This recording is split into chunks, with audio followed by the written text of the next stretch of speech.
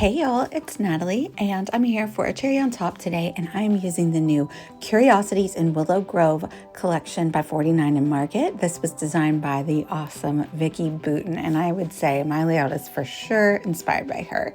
I am using this awesome cut file also from the cherry on top digital store, and it says Forever Friends, and I'm saving the inset pieces of the word friend. I'm going to do something with those. I have a photo of me and my bestie. We went and made our own perfume at this fun place for her birthday. So I'm showing you what I'm going to do here. I'm going to put the photo there and put the cut file there and fill it back in with the bits.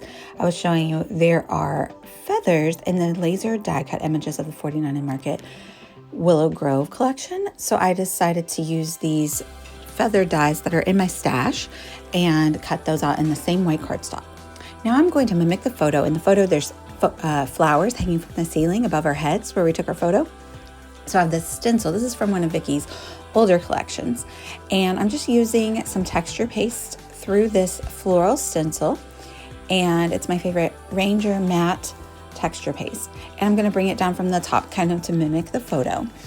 I love 49 and Market paper because it's really nice and thick.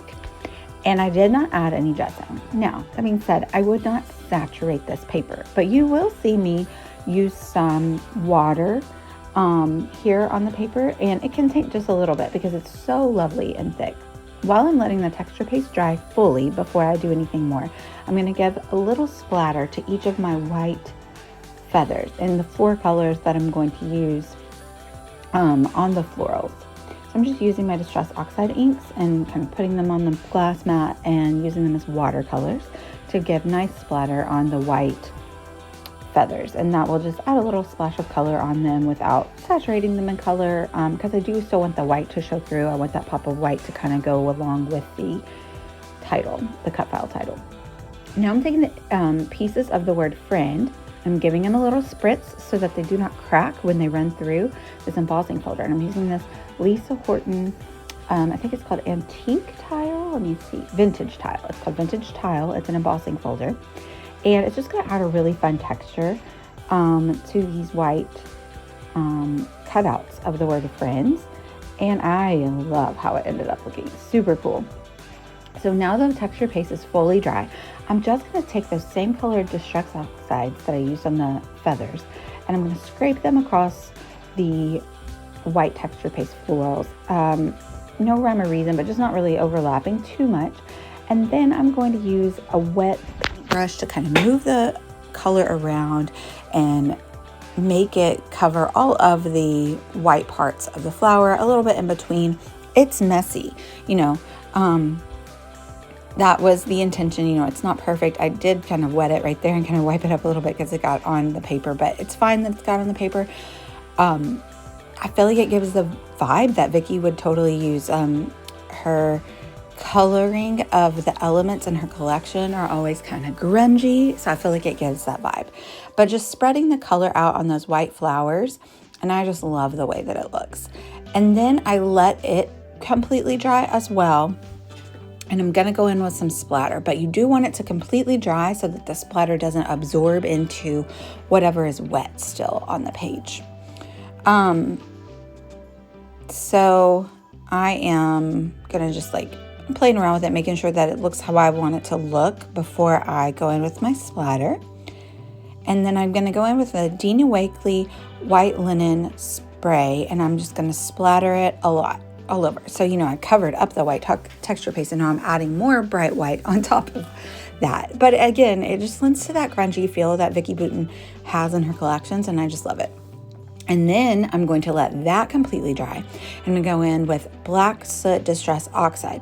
Now, I did let the white completely dry because if the Black Soot Distress Oxide landed on some wet spots of the white, then it would have soaked in and been more gray, and you know, that's why I kind of want each layer to dry, but they dry really quickly, so you don't really have to spend too much time. Using my Nuva adhesive, I'm going to go ahead and stick down the base of this cut file. Again, this is from Cherry on Top Digital Store. I'll link down below with my affiliate links if you want to grab these collections. The feather dies are from my stash, but there's a really there's a couple really good dupes in the store, like similar types of feather dyes in the store right now. So I'll link those as well. And they're in the gallery post as well. I'm on the blog today, so I'll put that link down there. Just check out the description for all the links. I'm filling in the word friends with the dry embossed cut pieces. I'm popping them up on foam tape.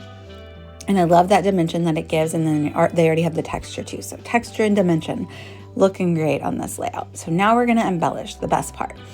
So I'm gonna use these feathers as kind of like a base for each of my clusters, or most of the clusters. And I'm just going through the laser die cut images. I got the foliage ones. So those are the florals and the leaves and for the most part, there are words though. And I pick a couple of daisies, and I pick a pink flower. I'm not sure what type of flower, honestly. I got that turquoise feather. I got an orange feather. Oh, I love that yellow one. Just kind of sticking with the colors that I already used. I just love how bright and colorful it is.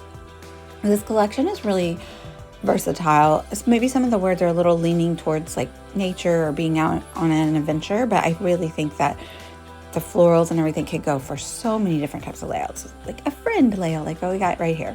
So I'm just playing around with my clusters and kind of where I want to place everything. So I'm going to bring one of these down from the top, and then because they're so intricately cut and beautiful, I feel like you can, place one of the florals or two of the florals kind of overlapping the title, and maybe hiding a bit of the word a little bit. You can still tell what the title says, but it looks like intentionally placed, like it just grew there. I don't know. Very organic. I really like that, how it goes. And I love how, because they're intricate, you can, put glue bits here and there, and you can kind of bend them and move them where you want them to go so they won't block your photo, or you can kind of tilt the flowers to be in multiple directions. So I'm gonna pop up some of the florals on foam tape, and then some of them I'm just gonna stick directly to the page, and like I said, leave the tips glue free so I can kind of raise them up whenever the glue dries, and bend them into the direction I want them to be. What are we doing? So I'm just kind of visually creating like a triangle. So you start at the top and you go down, and I have something kind of in the middle of the triangle there, but then at the bottom point of the pink flower, and then I'll put some stuff on the right at the end of the word friends, and we'll bring it back up with that yellow flower to the other starting point of the first feather. And I just overlap the items, make sure they touch a little bit. I feel like that brings cohesion to the page. Just a like design tip there. And yeah, I'm just kind of like sticking everything down. I fill in that D hole with a popped up heart, add a couple of little buggies, and I have this layout done of me and my bestie. So there is a bestie cut file for free in the store as well. So check that out. I had so much fun creating with this new Curiosities in Willow Grove collection. It's so beautiful. Links down below. Like I said, check me out on the blog today for all of the close-up shots if you want to see them even closer. Thank you guys so much for watching, and I'd love it if you'd like and subscribe. Bye, y'all.